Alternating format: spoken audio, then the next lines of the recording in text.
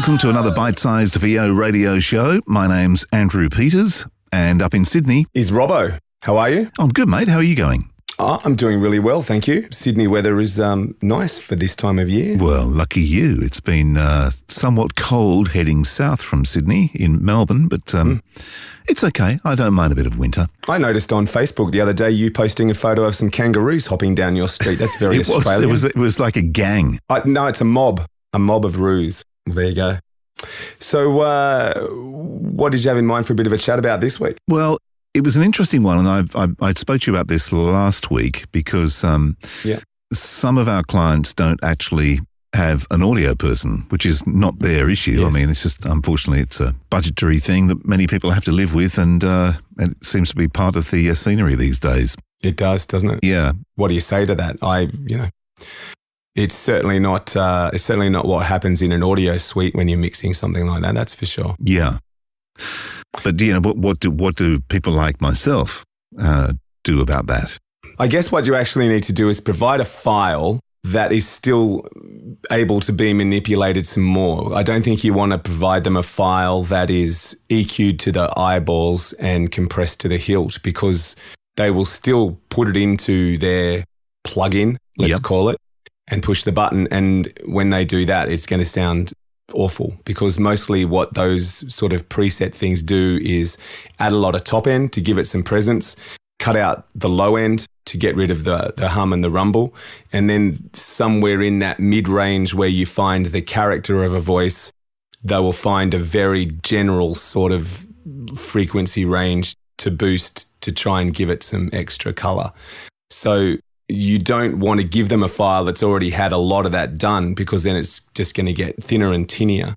So I would suggest maybe that you might compress a little more than you normally would. Yeah.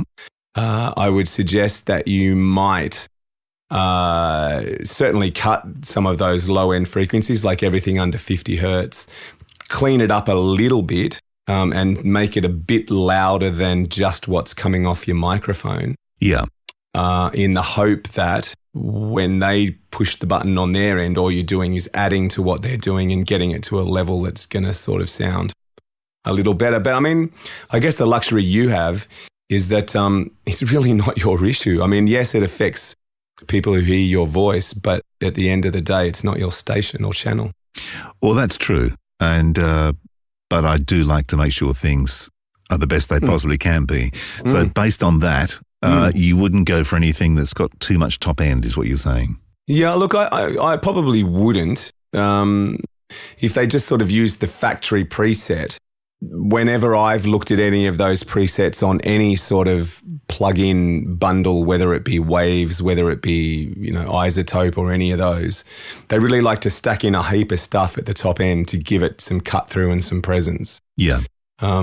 So I probably wouldn't go nuts up that end, but what you could probably do is go down the other end and, cut some and take some out, because the thing to remember is that taking out lower end frequencies is the same as adding high end frequencies.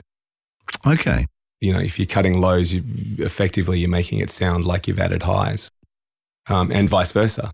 So and the other things you could do maybe are a DS a little, if you know what you're doing and you're not going to make it sound awful. If you sort of have some sort of feel for a de-esser and how much to make it work to get rid of some of that sibilance, but not sort of cut the S's completely. Yeah. You could probably have a play with that.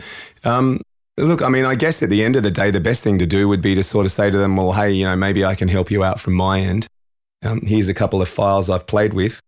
Stick them through your system and give me a listen, or send them back to me, or send me some feedback or something. But it's a tough one. That is probably one of the reasons why I've heard many people and seen many forums where it's like, it doesn't matter about this, it doesn't matter about your microphone, doesn't matter about your preamp, doesn't matter about this and the other thing. The fact is, it actually does, because if this is what's happening at the other end, you need to make sure that what you're using at this end is up to speed. Yeah, absolutely. And I would definitely be sort of compressing a little more than you normally would, and peak limiting a little more than you normally would, if that's what you do, to compensate for probably a lack of that on the other end. Yeah. But see, there you go. Once again, it's That's why we have audio engineers like yourself. Yeah. Well, it's funny. I was talking to an old radio mate of mine today who actually used to be my boss at one of the Triple M stations here in Australia. And, you know, while we're not a dying breed, we're certainly, let's say, becoming less appreciated, maybe. Yes. Well put. Yes. Yes. So anyway, that's the environment and that's the world that we live in, I suppose. At this stage, but I believe everything goes around, and in cycles. Yeah, I know we've gone up in this kind of crazy experiment of lo-fi, but I think it's going to come back the other way when people realise, and they will hear it because they get so used to hearing lo-fi that when they hear something that's good, they're just going to realise how good it is and I want more of that, thanks. Just give me more of that. Well, I always think of the that famous George Lucas quote, sound is 50% of the picture. Yeah. Anyway, you'd love to have a look at a scene of Star Wars with the audio from the rushes and then put it next to the mix. Exactly. Interesting. Yes. Would be an interesting experiment. Yeah. All right. Catch you next time. Cheers. The VO Radio Show is produced in the studios of Voodoo Sound. To polish your next audio production, check us out at voodoo-sound.com. Find professional voices simply all in one place. Realtimecasting.com, including me.